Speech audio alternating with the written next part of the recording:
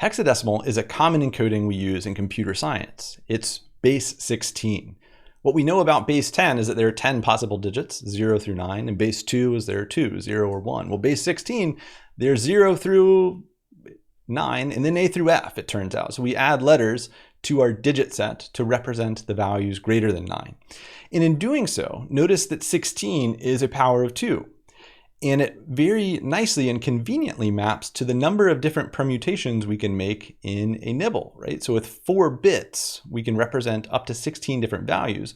What that means with hexadecimal, using 1 digit of hexadecimal, we can represent 4 bits in a bit pattern. Or with 2 hexadecimal digits, we can represent a byte. And this is why it's so convenient when we're working with systems programming. So let's take a look at hexadecimal. As I mentioned, if you look in the representation in the hexadecimal column, you'll notice that after 9, we go A through F. And then in the decimal column, those values correspond to 10 through 15. So with 16 values, we have digits which represent numbers 0 through 15. And also notice in the binary column that every permutation of a nibble is accounted for here. And so this is what I mentioned before, this idea that we can fully encode a nibble with 1 hexadecimal digit is really the big win here. So we can much more concisely and easier to read and write encode binary formats. Whereas with decimals, the mapping back and forth to binary is a little bit less convenient, and there's more tedious work that needs to be done in order to do those conversions. So they're very convenient for working with bit patterns. The digits are 0 through F, where 9 goes to A thereafter. The capitalization of A through F is not important. In most languages, when you're writing hexadecimal values, are case insensitive. Just like with before, the higher order place value is going to be specified first. So this 4, it turns out that's in the 16 squared mark, or the 256th place is what that third digit is. And then this 2 is in the 16s space, and this 1 is in the 1's position, right? And so just like with before, we can formalize, and that's what we'll do on the next slide, the computation that allows us to turn a series of hexadecimal digits into its corresponding decimal value or number, numerical quantity. Just like with before, if we increase by 1, there's going to be a carry. So here, when you add 1 to F, F being the highest digit, we're going to carry that 1 over to the next position, the 16th position, and then increase or reset our 1's placeholder in this example back down to 0. So the same dynamics are at play. You can count up in hexadecimal just like you can in decimal or binary. So let's look at how we would formalize this. We have a string of hexadecimal digits or a vector of hexadecimal digits who are indexed just like with the other examples. We can imagine if we're trying to look at an H vector where H0 is A and H0 is F. We're counting from the back, sorry. H0 is F. So this is 0 and 1, and H1 is A, right? So these are our 2 hexadecimal digits. And now the question is, well, how do we represent these, or how do we compute the decimal value that we would want to associate with this sequence of hexadecimal digits? So we've got a table here that we'll wind up relying upon while we're still getting used to looking and thinking in terms of hexadecimal. And that'll allow us to see that F has a value of 15 if we were to think of it in decimal terms, and A has a value of 10 if we were to. As you get more comfortable with hexadecimal, you'll quickly make these conversions as well as between their binary bit fields as well.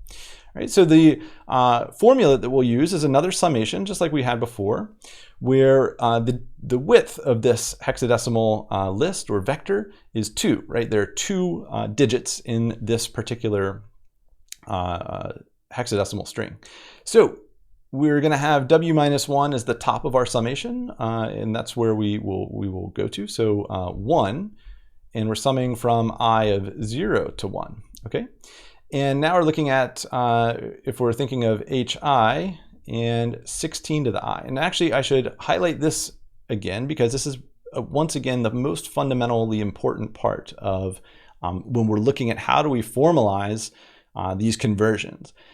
And here, notice the correspondence, base 16 means that for each position or each place in our string of digits that make up a hexadecimal value, they're going to increase in magnitude by a power of 16 here. So the first digit will be 16 to the 0 or 1, the ones position. The next digit will be 16 to the 1 or 16th digit, right? So let's take a look at this spelled out. So we can expand this to H0, 16 to the 0, plus H1, 16 to the 1. Right? Well, what is H0? H0 was F, right? So F multiplied by 16 to the 0, which was 1.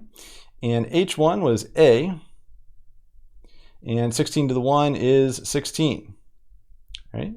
So we've got a little bit of work to do here. Let's think about this. So we look up in our table, F corresponds to a value of 15. So I'm going to drop in the decimal replacement here. So 15 times 1 added to A, which is 10, 10 times 16. And 15 times 1 is 15, plus 160 would give us 175, right?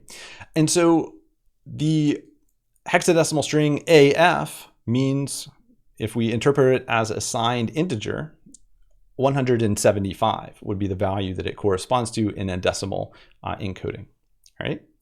So that's how we convert from a hexadecimal to decimal. And this idea expands to other bases as well. You can have a base of any number, and that would set the number of digits that you have. Base 64 encoding is another common encoding where that's used in some email messages to encode data such that you can safely attach things without worrying about binary formats. So everything winds up being something you could send over plain text. So there are things like base 64. That's going to have 64 digits. It includes like whole parts of the alphabet. You can have base 3 and 4 are not common in computer science, but there's nothing that stops you from working in other bases. And the idea is that determines the character set. And then from there, we could use a formal formula or algorithm for determining how do we convert that back to a decimal value. And so this is how you do it with base 16 hexadecimal, and you've seen how to do it with binary and decimal as well. Those will be the main three numbering formats we'll be focused on in this course. Great work.